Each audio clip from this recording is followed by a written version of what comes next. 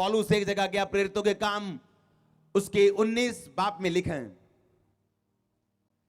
उसमें लिखा जब अपोलुस कुरिन्थुस में था, पौलुस नहीं, अपोलुस, तो पौलुस वहां से सारे प्रदेश से होकर इफिसुस में आया। लिखा जब अपोलुस कुरिन्थुस में था तो पौलुस ऊपर के सारे प्रदेश से होकर इफिसुस में आया। वहां कुछ चेलों को देखकर उनसे कहा, क्या तुमने विश्वास करते समय पवित्र आत्मा पाया? उन्होंने उससे कहा, हमने तो पवित्र आत्मा की चर्चा भी नहीं सुनी। उसने कहा, फिर तुमने किसका बपतिस्मा लिया? उन्होंने कहा, यूहन्ना का बपतिस्मा। पौलुस ने कहा, यूहन्ना ने यह कहकर मन फिराव का बपतिस्मा दिया कि जो मेरे बाद आने वाला है उस पर अर्थात यीशु पे विश्वास करना। यह सुनकर उन्होंने यीशु मसीह के नाम में बपतिस्मा लिया। जब पौलुस उनने उन पे हाथ रखे तो पवित्र आत्मा उन पर उतरा और वो भिन्न भिन्न भाषा बोलने लगे और भविष्यवाणी करने लगे। और ये सब लगभग 12 पुरुष थे। सब बोलो आमीन। देखा, अपोलुस उनको यीशु मसीह के बारे में बताता था, लेकिन जब पौलुस वहां पे गया तो उसने कहा कि क्या तुमने पवित्र आत्मा पाया विश्वास करते समय? इसका मतलब यहां पे ऐसे लोग भी हो सकते हैं जो क्रिश्चियन हो, मसीह पे विश्वास करते हो, लेकिन उन्होंने पवित्र आत्मा अभी तक ना पाया हो। तो पौलुस ने कहा, फिर तुमने किसका बपतिस्मा लिया? कहते यूहन्ना का। उन्होंने कहा, नहीं, यीशु मसीह का बपतिस्मा ले, बाप बेटा पवित्र आत्मा के नाम में, यीशु मसीह के नाम में। वो बात एक ही है। और उसके बाद बपतिस्मा लिया उन्होंने, और बाइबल कहती है उस पे हाथ रखे गए और उन्होंने पवित्र आत्मा पाया। बाइबल कहती है अगर आप में परमेश्वर का आत्मा नहीं तो आप उसके जन नहीं। उसके बाद एक वचन हम पढ़ेंगे, यूहन्ना सुसमाचार उसकी 14 अध्याय उसकी 15 आयत। यदि तुम मुझसे प्रेम रखते हो तो मेरी आज्ञाओं को मानोगे। मैं पिता से विनती करूंगा कि वह तुम्हें एक और सहायक देगा कि वह सर्वदा तुम्हारे साथ रहे, अर्थात सत्य का आत्मा, जिसे संसार ग्रहण नहीं कर सकता क्योंकि ना वो उसे देखते हैं ना वो उसे जानते हैं। तुम उसे जानते हो क्योंकि वो तुम्हारे साथ रहते हैं और वो तुम में होगा। मैं तुम्हें अनाथ नहीं छोड़ूंगा, मैं तुम्हारे पास आता हूं। थोड़ी देर रह गई, फिर संसार मुझे ना देखेगा परंतु तुम मुझे देखोगे, इसलिए कि मैं जीवित हूं, तुम भी जीवित रहोगे। बाइबल कहती प्रभु यीशु मसीह ने कहा कि यदि तुम मुझसे प्रेम करते हो तो तुम मेरी आज्ञाओं को मानोगे, और मैं पिता से विनती करूंगा कि वह तुम्हें एक और सहायक देगा जो तुम्हारे साथ रहे।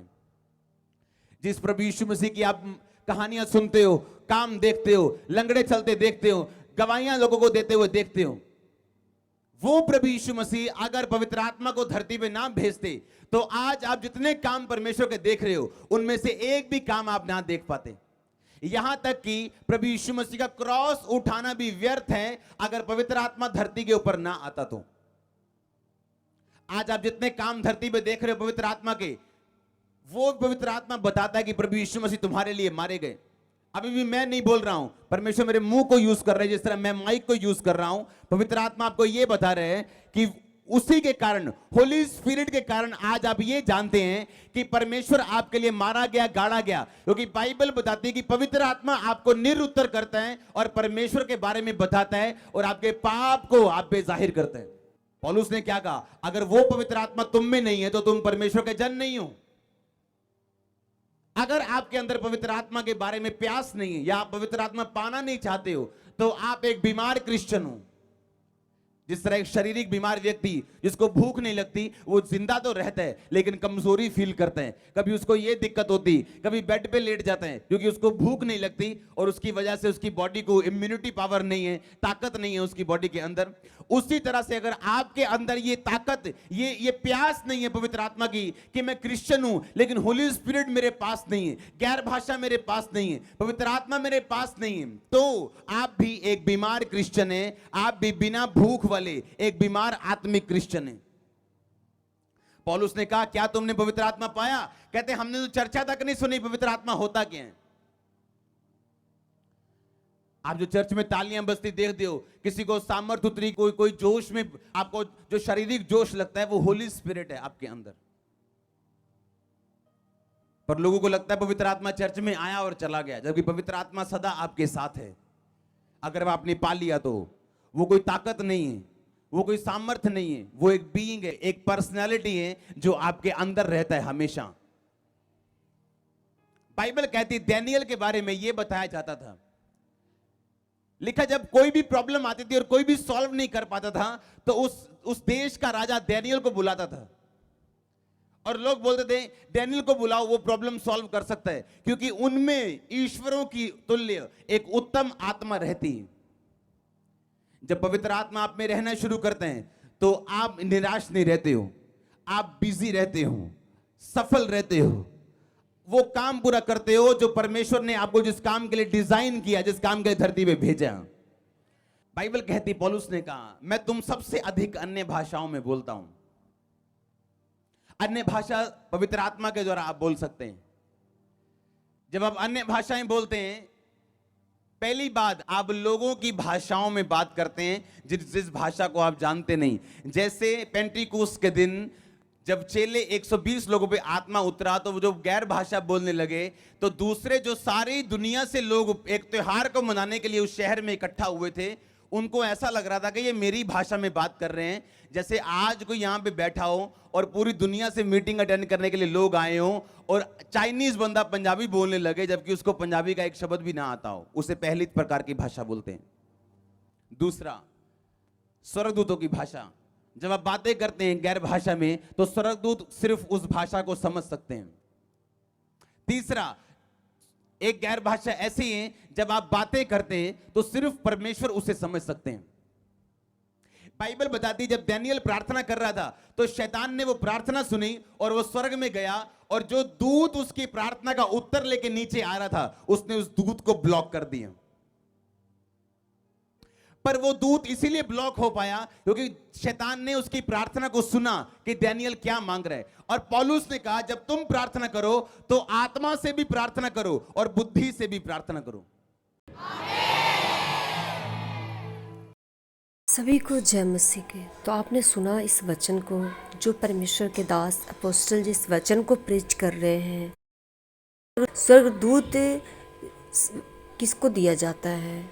आपकी हेल्प के लिए दिया जाता है। पर किसको दिया जाता है स्वर्गदूत? किसके पास होते हैं? खुदावन अपने दूतों को रिलीज़ किसके जीवन में करते हैं?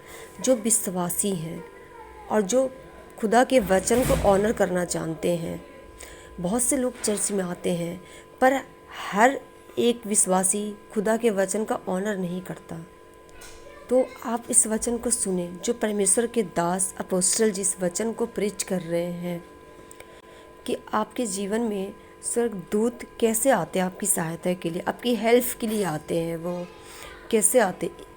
जब आप खुदावंद के काम को करते, विश्वास से करते हैं और वफादारी से करते हैं।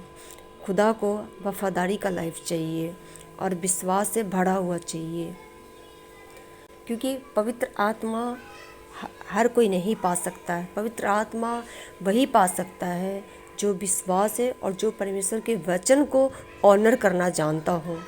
परमेश्वर का आत्मा कहाँ पे है? जहाँ पे परमेश्वर के वचन का ऑनर दिया जाता है, इज्जत की जाती है, वहाँ पे परमेश्वर का आत्मा है। और जहाँ परमेश्वर का आत्मा है वहाँ पे आज़ादी है। तो आप इस वचन को सुने जो खुदा के दास वचन को प्रीच कर रहे हैं। आप इस वचन को सुनेंगे और इस वचन के गहरे भेद को आप जानेंगे तो मैं विश्वास करती हूँ कि आप बहुत से बातों से और बहुत से अंधकार से आज़ाद किए जाएंगे। प्रभु यीशु मसीह के नाम में आपकी आज़ादी, आपके छुटकारे आपके हाथ में होता है, क्योंकि वचन का भेद आपको समझना, वचन के प्रकाशनों को आपको समझना आपके लिए बहुत ज़रूरी है। एक विश्वासी के लिए बहुत ज़रूरी है जो परमेश्वर से सच्चा प्रेम करता हो, जो अपनी छुटकारा चाहता हो, उसके लिए वचन के प्रकाशन को जानना बहुत ज़रूरी है।